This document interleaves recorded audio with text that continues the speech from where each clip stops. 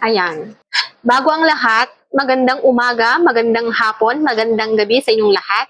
Umaga para sa mga nanonood dyan sa ibang bansa. So, before nating i-start, ayan, so alam ko na lahat kayo is napanood nyo na guys or nabasa nyo na yung post ni Sir Paul about dun sa mga reactors, ibang reactors na grabe makapanira. Ayun. So, hello mga ka-viewers. Sa video na ito, pag-uusapan natin ang isyong kinakaharap ngayon ni Sir Paul ng pugong biyahero at ng ilang netizens. Yan. So, hindi po ito para manghusga o kumakapi sa kahit sino. So, layunin lang nating pag-usapan ang kahalagahan ng pagiging responsible sa pagbibigay ng opinion sa social media, lalo na kung umaabot na sa legal na usapin. Alam ko guys na lahat tayo, napanood nyo na yung live ni Sir Paul noon about dun sa ibang video reactors or mga reactors na nanonood din sa kanilang video. May mga reactors din na grabe maka-jump into conclusion and hindi pa alam yung buong kwento, pangyayari is nagkakaroon agad sila ng ng idea or mga pinapangunahan na nila, 'di ba?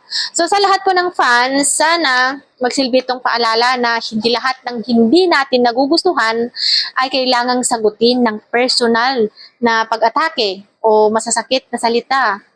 Magkaiba man tayo ng opinyon, mas mahalaga pa rin ang respeto sa isa't isa. Okay? So para naman to kay Sir Paul, kung naniniwala siyang lumampas na sa tamang limitasyon ang ilang komento o akusasyon, karapatan niyang gamitin ang legal na proseso. Nariyan ang batas upang maresolba ang mga ganitong usapin sa tamang paraan. Ayun, so paalala lang po guys, ayan ha, sa kapwa content creators at reactors natin dyan. Paalala rin ito na mag-fact check muna bago gumawa ng content bilang creators. Dahil may kalakip na responsibilidad ang bawat salitang binibitawan natin dahil maaari itong makaapekto sa ibang tao. Hayaan nating ang tamang proseso at ang mga otoridad ang magpasya sa usaping ito bilang mga netizens. Mas makakabuti kung magiging responsible tayo sa ating mga post, komento at pagbabahagi ng impormasyon. So, ang layunin natin ay magkaroon ng maayos at respetadong diskusyon, hindi dagdagan ang alitan. So, tama lang din guys na si Sir Paul is aksyonan na yung mga grabe ng mga fans dyan o reactor din na iba na sobra na, lagpas na ba, below the belt na ba yung mga ginagawa. So, yun nga, respeto lang din sa ating mga kapwa content creator dyan. Gaya ko din na nagre-reactor. Although sa akin talaga nagre-react ako tungkol sa doon sa usapin ko pa before. Siyempre, di ba, kilig-kilig moments, mga ganung siyempre, pag nasa trentahin na tayo, di ba guys, hindi natin maiwasan yung mga nakikilig na, yung minsan lang tayong nakilig sa mga love team, ganun. So, ayun lang, paalala po, hindi porket isa po tayong mga avid fan ng mga content creators dyan is i-attack na lang tayo ng attack or atake na lang tayo ng atake na hindi pinag-iisipan kung anong pwedeng mangyari or pwedeng consequences ng mga binibitawan natin. So, ayun nga, huwag natin isipin na, ay, post ko to. Siyempre, hindi niya ito mapapanood kasi million naman yung mga views niya. Kasi million naman yung mga subscribers niya. Hindi. Kasi, siyempre, may mga nagko-comment din, mga followers din nila na naging followers din natin. Siyempre, may papaabot at may ipapaabot din yan. So, yun lang. So, kunting paalala lang yun, guys.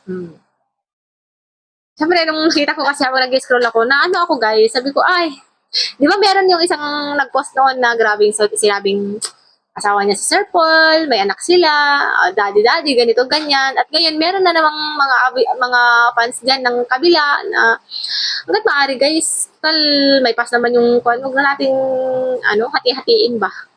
Huwag tayo magsabi ng mga gabitan system na yan dahil naman yan eh. Ayun, mahirap pagbitaw guys, sa totoo lang. So, ang lang natin is, support na lang natin para sa kabubuti ng lahat, kabubuti nila, kabubuti din natin, di ba guys? Huwag natin masyadong abusihin yung pagkakataon natin na nakaharap sa camera, tapos andun na nag-spread na tayo ng mga fake news, nag-spread na tayo ng mga ideas na below the belt na nakakasagasa na tayo ng feelings or dignidad or ng ibang tao.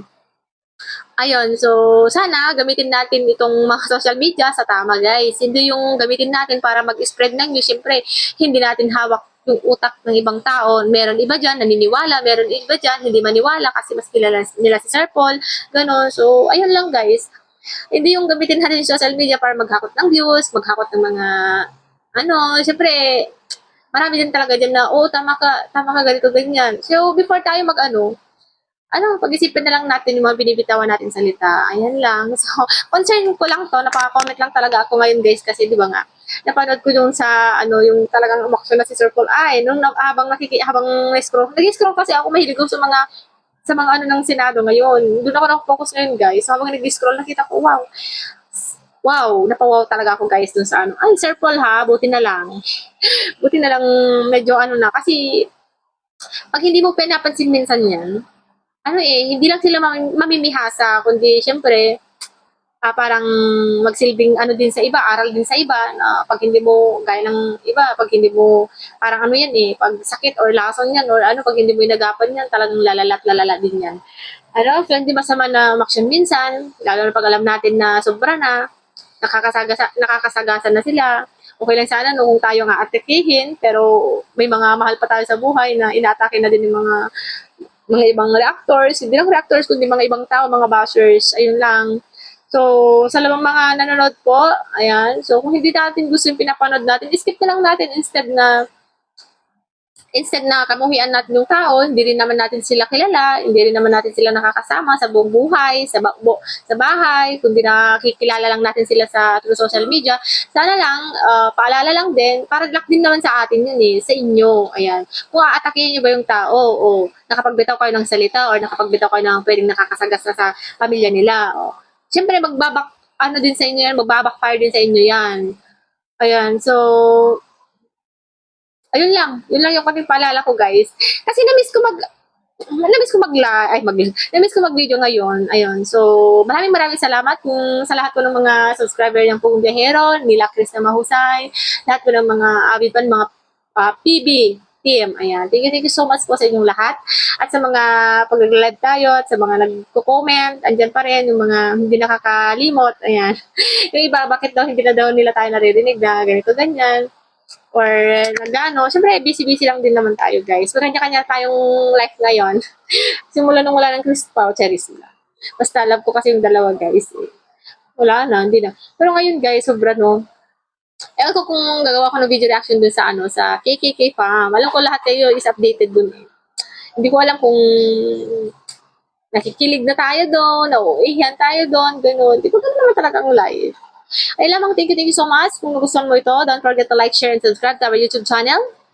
Kung gusto lang din naman ninyo makipag-chika guys, pwede mag-comment, yung mga gusto yung natin. Yun lang, thank you so much. God bless you all. Lahat po ng mga nasa ibang bansa, mag-iingat po kayo palagi. Yung mga anak nyo, mga families nyo, ingat po kayo. God bless you. Yun lang. I wish you all.